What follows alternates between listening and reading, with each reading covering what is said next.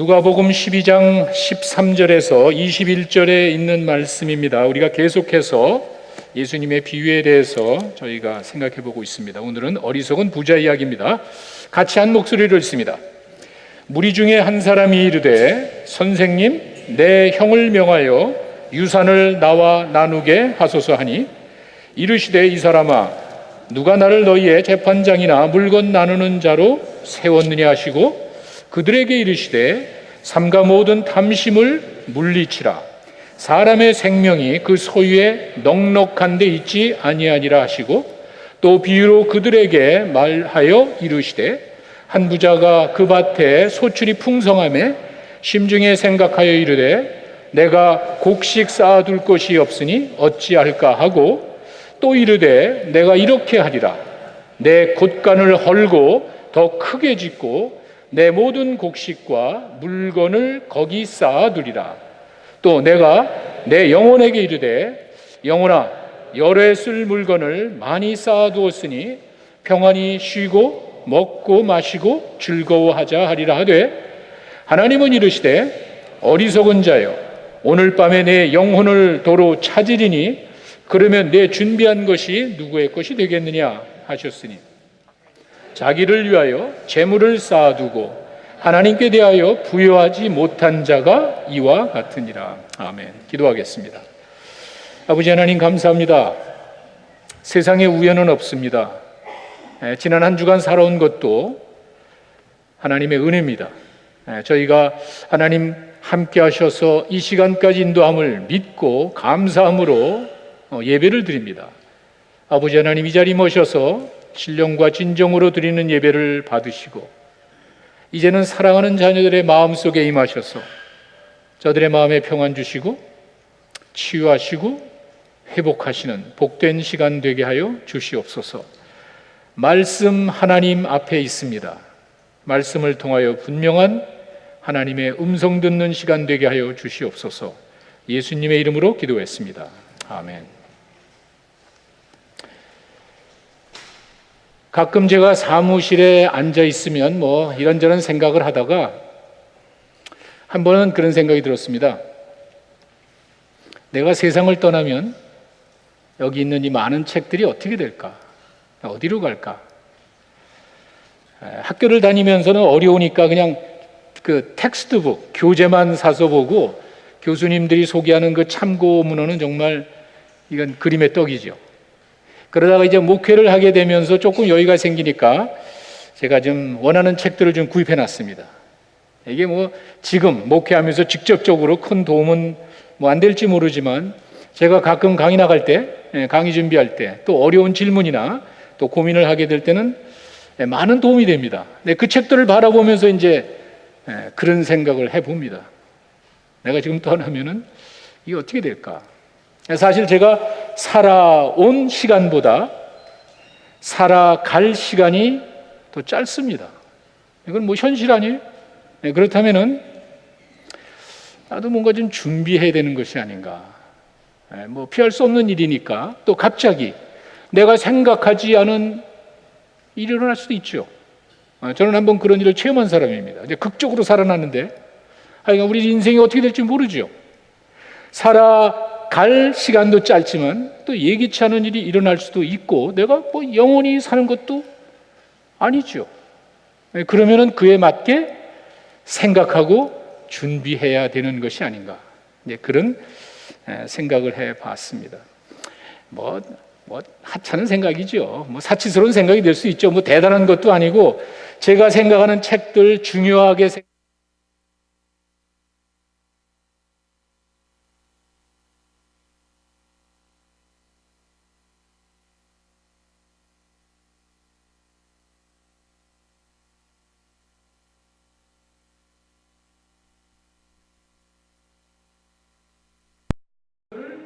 염두에 두고 준비하는 것이 지혜로운 것이 아니라, 그 말입니다. 예수님께서 우리에게 비유로 이야기를 해 주실 때는요, 여러 가지 많은 뜻이 있습니다. 그것이 반드시 그 당시 사람들만이 아닙니다.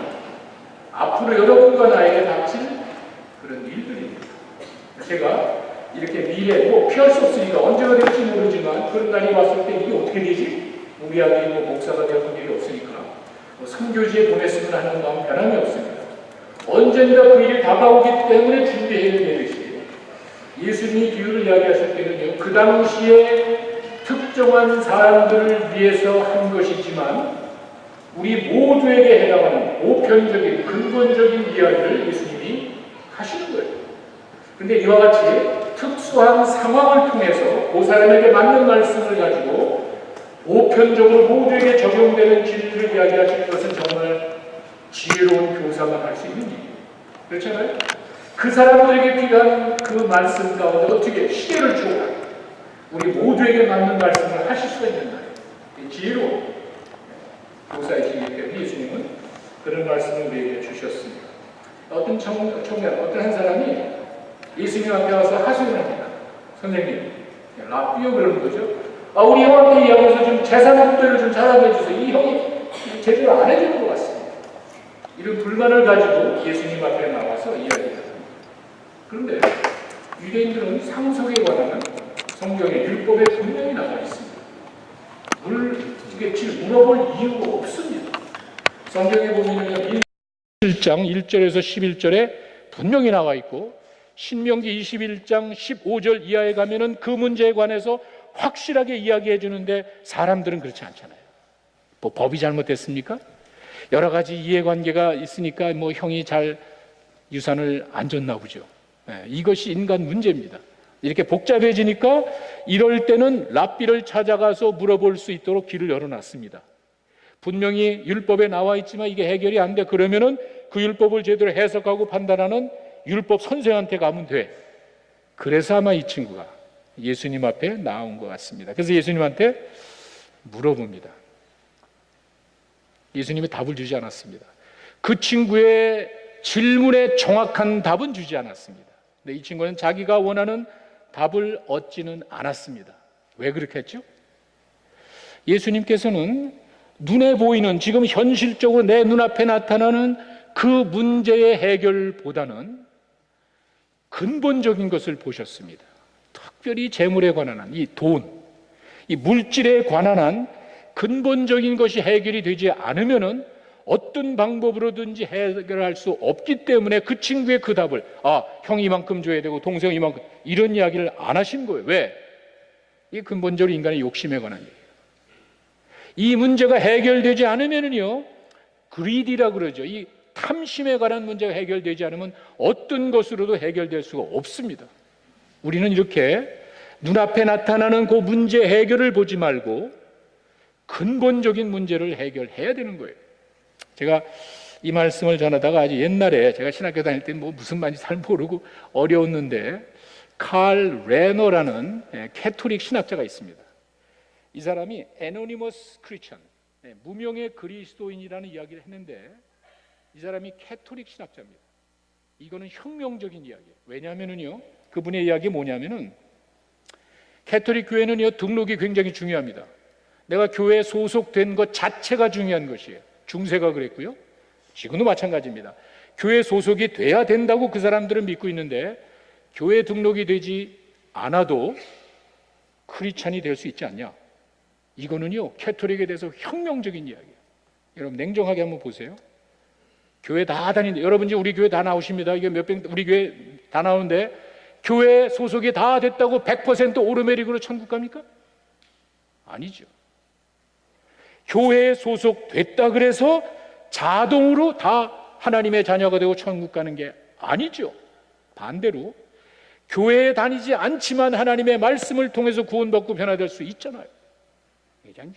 진짜 혁명적인 이야기. 제가 왜 이 말씀을 드리냐면은 근본적인 문제를 보셔야 돼요. 눈에 내가 교회 멤버야라는 것 가지고 만족하면 안 되는 거예요. 내가 분명히 하나님의 말씀으로 거듭나고 말씀에 대한 확신 가지고 살아가는지 그게 중요한 것이지. 그러다 보니까 예수 믿게 되고 그러다 보니까 교회에 소속이 되고 그러다 보니까 내가 신실한 그리스도인이 되는 거예요. 교회 등록됐다는 이름 하나만 가지고 위로해서는 안 되는 거예요.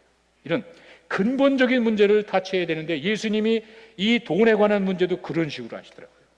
율법에 있잖아요. 그거 가지고 야 여기 이렇게 나와 있으니까 이렇게 하면 되지 않냐라고 안 하셨어요. 그게 중요한 것이 아니라 더 근본적으로 사람의 마음속에 욕심을 제거해야 돼. 그게 되지 않는 한 어떤 문제도 해결되는 게 아니야. 그리고 여러분 그 다음에 15절에 가시면요 예수님 이런 이야기를 하십니다. 그들에게 이르시되 삼가 모든 탐심을 버려라. 이 친구는요 재산 분배에 관한 지혜를 얻으러 왔는데 욕심을 버려야 돼요. 이렇게 이야기를 하시는 거예요. 욕심을 버려. 왜? 사람의 생명이 그 소유에 넉넉한 데 있는 것이 아니야.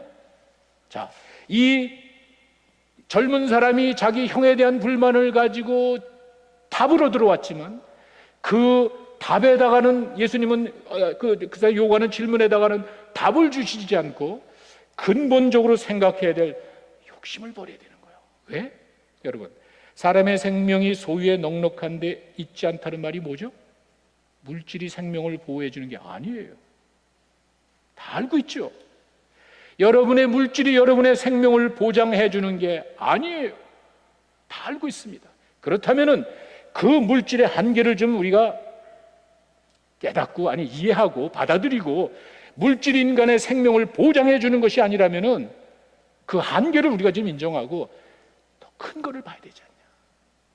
더 큰 것을 바라보며 살아야지. 왜 그것이 내 생명을 보장해 주는 게 아니라는 사실을 알면서도 거기에 집착하느냐. 예수님께서 지금 그렇게 이야기를 하십니다. 그러면서 어리석은 부자의 그 이야기, 이것을 통해서 그 친구에게 답을 합니다. 자, 한 부자가 농사를 졌는데 너무 잘 됐어요. 수확이 너무 많아가지고 어디다가 감당을 못하겠어. 17절에 가니까 이 사람이 어찌할꼬. 무슨 말이죠? 고민에 빠졌습니다. 보세요. 내가 먹을 것이 없어도 고민인데 너무 많으니까 야 이걸 다 어디다가 두지? 하나도 버리고 싶지 않고 하나도 남김없이 다 가지고 싶은데 내 창고가 부족해. 이거 어떻게 두지? 돈이 너무 많으니까 이거 어디다가 두지? 어디에 투자해야 되지? 마찬가지예요. 예나 지금이나 없어서만이 아니라 돈이 많아도 이런 고민을 하는 것 같아요. 결론은 뭐죠? 창고를 더 지으면 되는 거예요. 창고를 크게 져가지고 하나도 버리지 않고 이 창고에다가 내가 이번에 벌어들인 엄청난 재물을 다 보관하고 보세요. 여러 해 동안 아주 오랫동안 편안하게 실컷 먹고 마시며 즐겨야 되겠다. 얼마나 좋습니까? 배 아프지만 하여간 얼마나 좋아요. 얼마나 부럽습니까? 그렇잖아요? 내 뱅크 어카운트에 돈이 많아가지고 내가 아무 걱정 없이 몇 년 동안 여러 해 동안 얼마나 좋냐는 말이에요.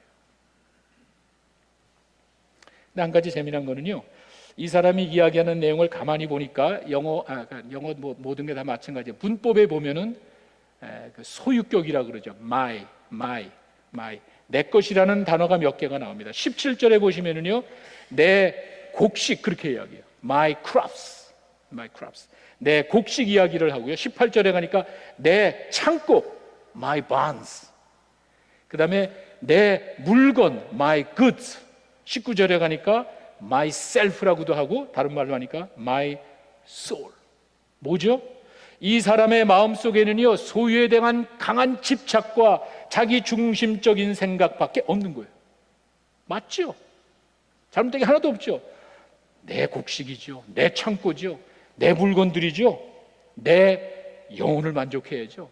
이 사람은 그 많은 재물을 가지고 자기 이외에 다른 것 생각할 여지가 없는 거예요. 이 말을 조금 바꾸면은요, 내가 지금 가진 게 많으니까 좀 어려운 사람, 불쌍한 사람 도와줄 수도 있잖아. 다 그렇게 잘 되는 게 아니니까 이 사람이 어떻게 이게 잘 됐다면은요, 좀 가난한 사람, 불쌍한 사람 도와줄 수도 있잖아요. 또 하나님께 감사하는 마음으로 정말 하나님 감사 이렇게 할 수도 있잖아. 제가 이야기하면은 가난한 사람 도와주는 거 이해가 되는데 거기 하나님이 왜 갑자기 나오냐고 이야기하는 사람이 있을 거예요. 고대 농사는 내가 하는 게 아니에요. 내가 아무리 노력한다고 농사가 잘 되는 게 아니에요. 때에 맞는 적절한 비가 내려야 되고요, 충분한 햇빛이 있어야 되고요, 태풍같이 엄청난 재해가 없어야 되는 거예요. 내가 합니까? 이 사람이 정말 지혜로운 좀 너그러운 사람이라면요, 마이라고 할 수 없는 게, 지금이야 여러분 노력하면 여러분 노력해서 얻는 게 있겠지만 과거는 그게 아니잖아요. 하늘만 보면서, 비가 내려줘야죠, 바람이 불어야죠, 햇빛이 와야죠. 그래야 농사가 짓는 것이기 때문에 하나님이 아니라 하늘님이라도 생각하고 정말 그렇게 할 수 있잖아요. 그 마음이 여지가 없습니다. 모든 것이 내 중심적으로 되어 있는 이 사람의 모습을 우리가 볼 수 있습니다. 다 내 것이니까 내 마음대로 하겠다는 그 생각, 내 마음대로 할 수 있다는 그 생각이 잘못된 거예요. 보세요. 자, 이게 다 내 곡식이고 내 창고에다 넣고 내 물건들을 내 만족을 위해서 쓸 거야. 그리고 오랫동안 내가 정말 인조해하면서 실컷 먹고 마시며 살 거야. 내 것이니까 내 마음대로 할 수 있고 할 수 있을 것이라고 생각한 게 잘못됐잖아요. 그렇게 안 되잖아요. 그 현실 아니에요. 20절에 가니까 하나님은 이르시되 어리석은 자여, 오늘 밤에 내 영혼을 내가 도로 찾으리니 그러면 내 준비한 것이 누구의 것이 되겠냐. 재미난 거는요, 예수님이 이런 이야기 하시다가 갑자기 하나님은, 보세요, 이 사람은 내 중심으로 내 곡식, 내 창고, 내 물건, 내 영혼을 생각했는데 갑자기 하나님이 이렇게 나옵니다. 뭐죠? 우리 인생의 이면에 여러분이 인정하거나 알거나 여러분이 받아들이거나 어쨌거나 관계없이 내 인생 이면에 하나님이 계시다는 거예요. 여러분, 세상이 우연이 됐습니까? 그냥 한순간에 펑 터져가지고 이런 오묘한 아주 기가 막힌 원리대로 이루어지는 이 세상이 그냥 펑 터졌습니까? 그렇게 믿는 사람이 있습니까? 그럼 무식한 사람이 어디 있냔 말이에요. 우연이 아니잖아요. 내가 모르고 내가 인정하지 않는 것뿐이지 이 세상이 그냥 펑 터진 게 아니죠. 그 말은 뭐죠? 우리 인생의 이면에 뭔가가 있구나. 예수님은 하나님을 지적하는 거예요. 그게 하나님이야. 하나님이 내 생명을 취하고 틀 거야. 근데 재미난 거는요, 때로는 우리가 그러니까 하나님을 생각하지 못해. 때로는 우리가 살다 보면은요, 하나님이 없었으면 하는 때가 있어요. 솔직히 저도 고백해요. 인생을 살다 보면은요, 내가 좀 이상한 일을 생각하면은요, 하나님이 꼭 떠올라. 내가 좀 안 좋은 일을 하려고 그러면은요, 왜 그렇게 분명히 하나님의 말씀이 생각나는지 모르겠어. 정말 살다 보면은요, 하나님이 없었으면 하는 때가 있는데 그때 하나님의 존재가 없는 말이에요. 이 부자는요, 돈이 엄청 많고 재물이 많아가지고 이제 여러 해 동안 보장됐잖아. 얼마나 좋아요. 이게 진짜 먹고 마시고 그냥 신나게 할 수 있을 것 같아. 그게 안 되잖아요. 내 생각대로 되는 게 어딨냐. 다 그런 건 아니지만 하여간 내 마음대로 결정적인 순간에 내가 원하는 대로 안 될 수도 있잖아요. 누구나 다 알잖아요. 그러면은 어떻게 하냔 말이에요. 그 생각을 이 부자가 생각을 하지 않았습니다. 또 놀라운 것은 이 부자는 여러 해 동안, 오랜 기간 동안을 계획을 했는데 그날 밤에, 여러분 얼마나 아쉽냔 말이에요. 내가 창고를 져놓고 그 뱅킹 어카운트를 꽉 차게 해놓고 내가 정말 지금 편하게 좀 살고 싶은데 그 순간에 끝나버리잖아요. 그럴 수도 있잖아요. 사실 여기에 나와 있는 내용을 가만히 보면은 이 부자가 나쁜 사람은 아닌 것 같아요. 성경에도 그렇게, 예수님도 그렇게 이야기하지 않고 어리석은 자예요 그러잖아요. 우리 모두가 그건 인정하잖아요. 이 사람이 뭐 잘못한 게 뭐가 있습니까? 내 돈 가지고 내가 즐기겠다, 그 잘못, 그렇게 나쁜 건 아니잖아요. 나쁜 짓을 한 건 아니잖아요. 남에게 해를 끼친 건 아니잖아요. 그런데 바보 같아. 그건 틀림없습니다. 내 계획과 내 생각과 내가 원하는 대로 되지 않을 수도 있다는 생각을 하지 않은 것은 그 사람이 바보 같은 것이죠. 예수님이 그것을 지금 지적을 하고 있습니다. 어리석은 자요. 이렇게 될 수도 있구나. 제가 그냥 한 얘기가 아니라 가끔 그런 생각하거든요. 제가 한번 그런 일을 당했잖아요. 제가 갑자기 심혈관이 막혀서 죽을 뻔한 일이 있기 때문에 언제든지 그런 때는 올 수 있구나. 그건 뭐 당연하고 전 뭐 그런 일이 온다 그래도 정말 그동안의 인생이 너무 감사하고 뭐 좋아요. 그래서 자, 이걸 어떻게 할까 이제 그런 생각을 한단 말이에요.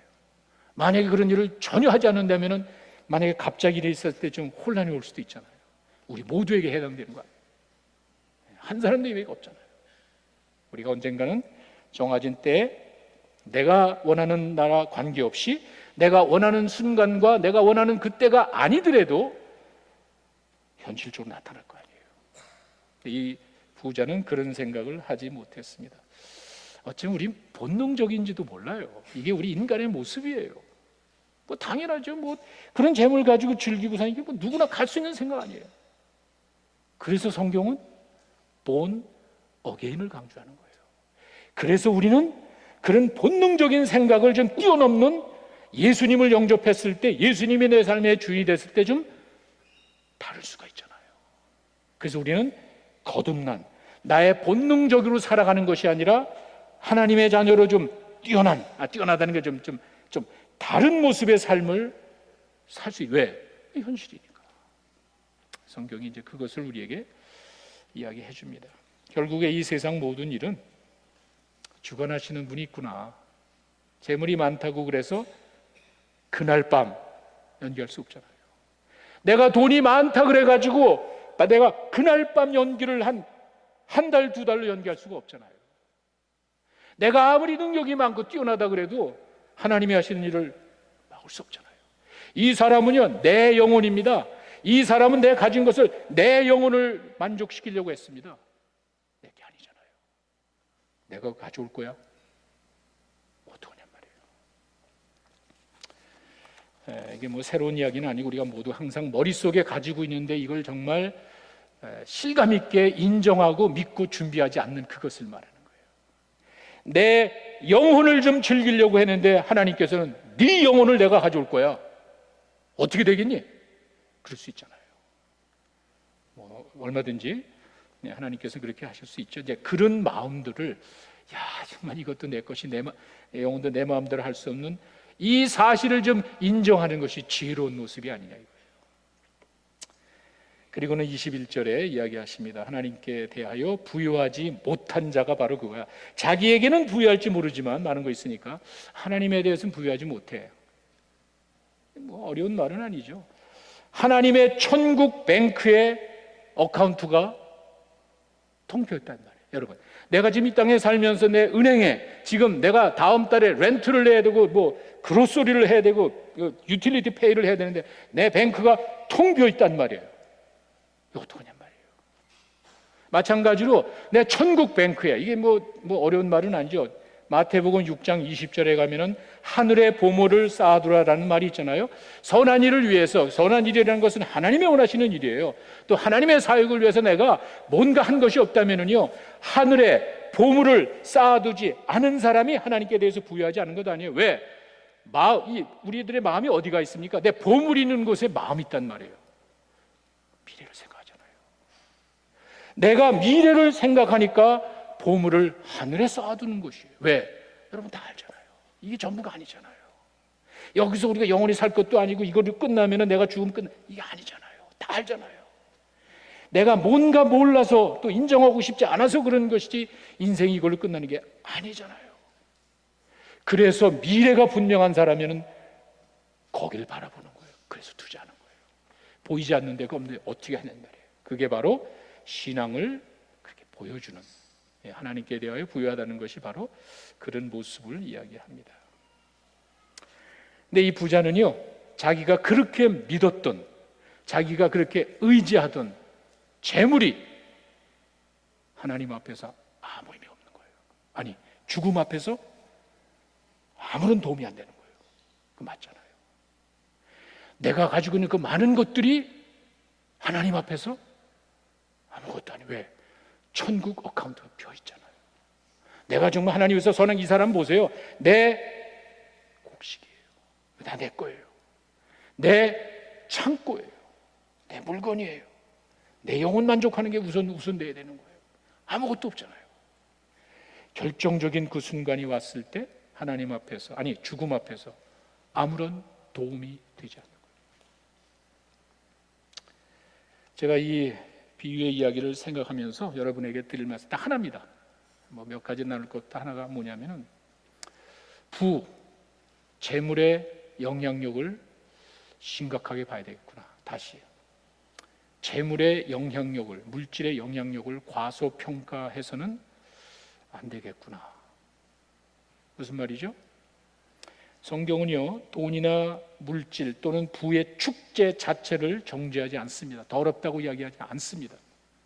돈 가지고 잘못됐다고 성경이 이야기하는 게 아니에요. 그건 공산주의나 그런 얘기하지, 기독교는 절대로 그런 말이 없습니다. 내가 부를 가지고 있다고 잘못된 게 아니에요. 부를 축적하는 게 잘못된 게 아니에요. 돈이 잘못된 것이 아니라 그 돈에 대한 자세가 문제예요. 그런데 이게 무섭습니다. 여러분이 생각하지 않고 여러분이 의도하지 않았는데 무섭게 끌어가요. 목을 잡아요. 디모데전서 6장 10절에 가면은요, 돈을 사랑함이 일만 악의 뿌리래. 근데 돈을 사랑하고 돈을 의지하지 않을 것 같지만 가져보세요. 이게 진짜 무섭습니다. 이게 일만 악의 뿌리가 되는데 이것을 탐내는 자들은 미혹을 받아서 믿음에 떠난대요. 무섭지 않아요? 보세요. 내가 돈이 있으니까 그 욕심 때문에 하나님을 믿는 믿음에서 떠난대. 무슨 말이죠? 하나님보다 돈을 더 의지한다는 거예요. 그렇게 될 수 있다는 거예요. 그리고 나중에 근심으로 자기를 찔는데 그것이 나에게 해가 된대요. 얼마나 무섭습니까? 부의 재물의 영향력을 과소평가해서는 안 되는 거예요. 정말 중요한 거예요. 그래서 성경이 이렇게 엄하게 이야기를 합니다. 근데 우리 주변에 있는 사람들을 보면 처음에는 그렇지 않죠. 열심히 헌신하고 봉사 이렇게 일을 해서 돈을 벌지만 어느 한순간에 그것이 이루어지면은 그 밑으로 들어가는 것 같아요. 그 돈의 밑으로 들어가는, 돈의 컨트롤을 당하는, 돈을 묵상하고 돈을 의지하고 이렇게 되는 것 같아요.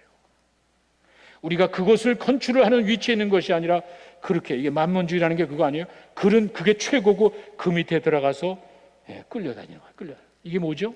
멸망의 도구잖아요. 믿음에서 떠난답니다.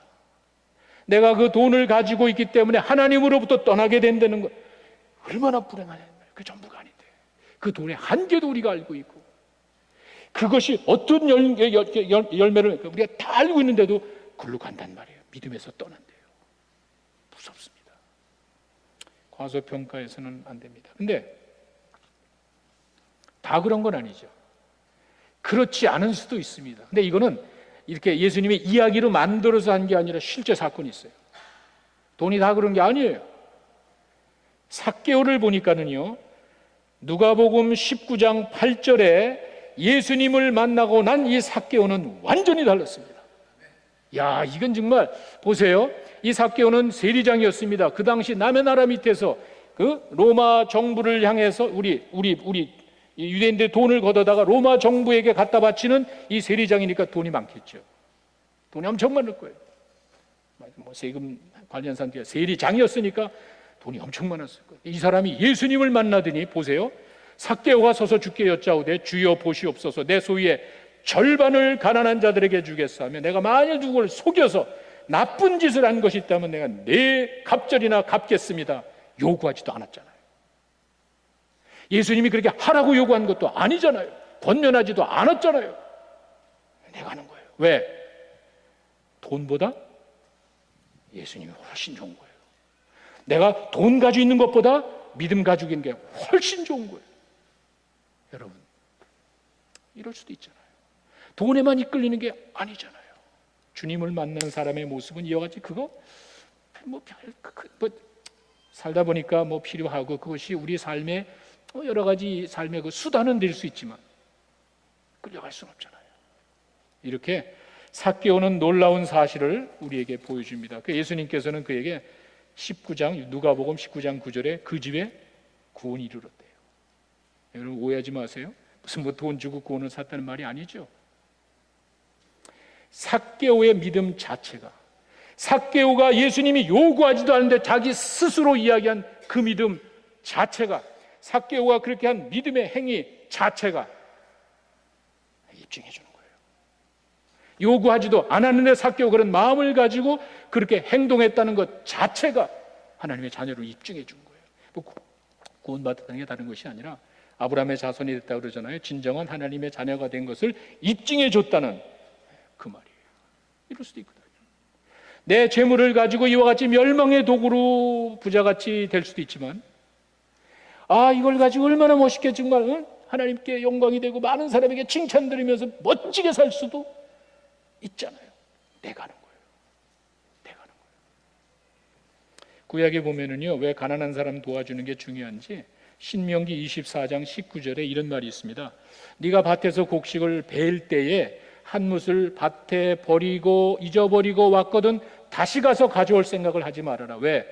그거는 나그네와 고아와 과부를 위하여 남겨도 그리하면 하나님 여호와께서 너에게 복을 주실 거야. 이게 하나님의 마음이에요. 사회 보면은 좀 어려운 사람이 어느 사회 어느 지역이나 다 있습니다. 근데 내가 이제 추수 때 가가지고 이렇게 곡식단을 다 하오다가 가만히 있어. 야, 거기 그 한쪽에 곡식 잘라놓은 거 안 가져왔네? 그 다스 가서 가져. 그렇게 하지 말라는 거예요. 놔둬라. 왜? 그런 거 없는 사람 있잖아. 나그네들, 뭐 의지할 데 없는 고아와 과부들, 그 사람들을 어떻게 하니? 누가 해야 되지? 네가 하란 말이야. 네가 그렇게 네가 이렇게 어려운 사람들에게 네가 그렇게 하면은 누가 영광을 받지? 하나님 영광 받잖아. 하나님의 백성들이 그렇게 하니까 하나님 받으실 거 아니에요. 이게 처음부터 하나님께서 자기 백성들을 향하여 가지신 생각이었는데 삭개오가 그걸 하잖아요. 하나님의 백성들이 그걸 하잖아요. 엄청납니다.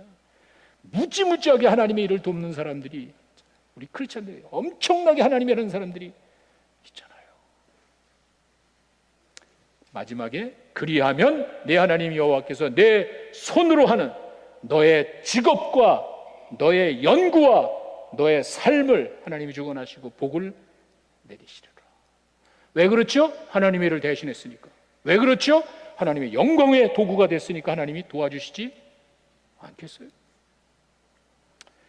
하나님이 주신 재능과 재물과 시간과 그 모든 것을 가지고 하나님을 위해 기쁘게 사용하시는 여러분 되시길 바랍니다. 그러면 하나님께서도 여러분들에게 복을 주실 줄로 믿습니다. 재물을 과소평가하지 마세요. 아니, 재물의 영향력을 심각하게 보셔야 되는 거예요. 경건한 그리스도인들은 하나님이 주신 것을 가지고 어떻게 사용해야 되지?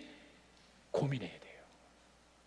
이 부자와 같이 내 곡식과 내 창고와 내 물건과 내 영혼만 생각하면 멸망의 도구가 되는 거고, 삭개오와 같이 요구하지도 않았는데 가난한 자들을 선한 일을 위해서 쓰겠다 그러면은 하나님의 영광의 도구가 되는 거예요.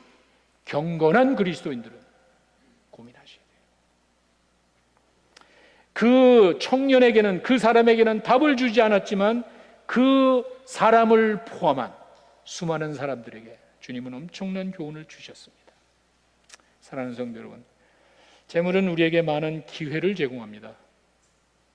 엄청난 기회 우리에게 있습니다. 선하게 하나님을 위해서 쓰든지 내 욕심의 대상으로 쓰든지, 중요한 것은 만물의 주인 되시는 하나님을 의식하셔야 돼요. 언젠가 이 세상을 떠날 때 여러분들의 자그마한 수고와 헌신도 하나님이 반드시 잊지 않고 기억하실 줄로 믿습니다. 그렇게 살아야 되는 거예요. 뻔한 건데, 이 세상을 떠날 때 어떻게 될다는 사실을 뻔한 건데 그걸 알면서도 준비하지 못하는 게 어리석은 거지. 그걸 뻔히 알면 실천하는 것이 믿음인 줄로 믿습니다. 여러분들의 그와 같은 자그마한 헌신이 하나님의 큰 영광의 도구가 될 줄로 믿습니다. 지혜롭게 생명의 주관자 되시는 그 하나님을 의식하며 살아가는 여러분 되시기를 간절히 축원합니다. 기도하겠습니다. 아버지 하나님, 감사합니다. 저희들이 하루하루 살아